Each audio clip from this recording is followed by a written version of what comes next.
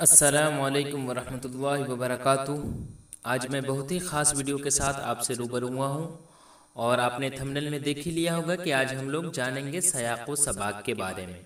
تو سب سے پہلے تو ہم لوگ جانیں گے کہ سیاق و سباق کہتے کس کو ہیں، اور اس کے بعد ایک مثال جو اس سال سینٹپ ایگزام ہوا تھا اس میں جو پوچھا گیا تھا اسی سے میں آپ کو بتاؤں گا۔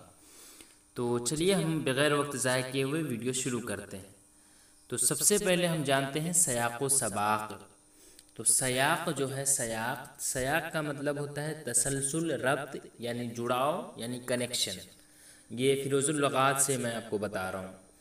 اور سباق، تو سباق تو آپ لوگ جانتے ہی ہوں گے کہ سبق کی جمع اسباق ہے اور اسی سے بنا ہے سباق۔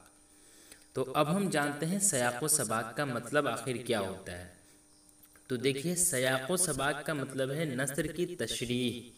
اس میں اقتباس کے آگے پیچھے کی باتوں کو شامل کرنا ہوتا ہے، سمجھے نا آپ۔ سیاق و سباق کا مطلب ہے نثر کی تشریح اور اس میں اقتباس کے آگے پیچھوں کی باتوں کو شامل کرنا ہوتا ہے۔ تو چلیے اب ہم سب سے پہلے ایک مثال آپ کے سامنے پیش کرتے ہیں تاکہ آپ سمجھ لیں۔ یہ جو اس سال ایگزام میں پوچھا گیا تھا وہی میں آپ کے سامنے مثال لے رہا ہوں۔ تو دیکھیے اس میں کیا پوچھا گیا تھا۔ سب سے پہلے اس میں پوچھا گیا تھا کہ مندرجہ ذیل اقتباس کی تشریح سیاق و سباق کے حوالے سے کیجیے۔ اس کی خوشبو جس قدر لطیف ہے اتنا ہی کیف تندو تیز ہے۔ رنگت کی نسبت کیا کہوں، لوگوں نے آتش سیال کی تعبیر سے کام لیا ہے، لیکن آگ کا تصور پھر عارضی ہے، اور اس چائے کی الویت کچھ اور چاہتی ہے۔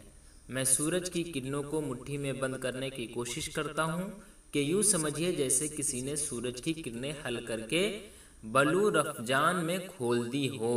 تو اسے پڑھنے کے بعد کلاس 12 کے طلبہ اور طالبات کو معلوم ہو گیا ہوگا کہ یہ اقتباس کہاں سے لیا گیا ہے، کیونکہ سب سے پہلے آپ کو اسی پر توجہ دینا ہے کہ یہ اقتباس آخر لیا گیا ہے تو کہاں سے لیا گیا ہے۔ اور جب یہ آپ کو پتہ چل جائے تو آپ اس کی تشریح بڑی آسانی سے کر سکتے ہیں۔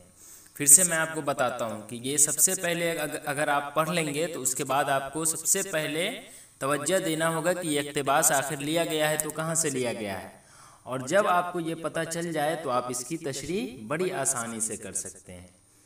تو چلیے اب ہم تشریح کرتے ہیں۔ تو دیکھیے سب سے پہلے آگے آپ دیکھیے پیش نظر اقتباس مولانا آزاد کے خطوط کے مجموعہ غبار خاطر کے دوسرے خط سے لیا گیا ہے، اور یہ خط کے درمیان کا اقتباس ہے۔ تو یعنی مجھے تو معلوم چل گیا، اس لیے میں آپ کو بتایا تھا نا کہ سب سے پہلے آپ کو اسی پر توجہ دینا ہے کہ یہ اقتباس آخر لیا گیا ہے تو کہاں سے لیا گیا ہے۔ تو مجھے تو معلوم چل گیا کہ یہ اقتباس کہاں سے لیا گیا ہے۔ یہ مولانا ابوالکلام آزاد کے خطوط کے مجموعہ غبار خاطر کے دوسرے خط سے لیا گیا ہے، جو آپ کے کتاب میں سبق نمبر 11 ہے۔ چلیے آگے دیکھیے، اس خط میں عموماً چائے اور اس کے تمام اقسام اور چائے نوشی کے ذوق اور اس کے تمام متعلقات پر مولانا آزاد نے تفصیلی روشنی ڈالی ہے۔ خصوصاً اس اقتباس میں مولانا آزاد نے اپنی پسندیدہ چائے وائٹ جیسمین کی ساری خصوصیات کو بیان کر دیا ہے۔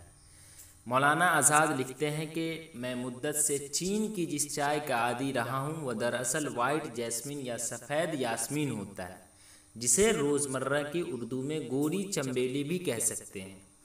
اس چائے کی خوشبو جس قدر لطیف ہے اسی قدر اس کی کیفیت تیز و تند بھی ہے۔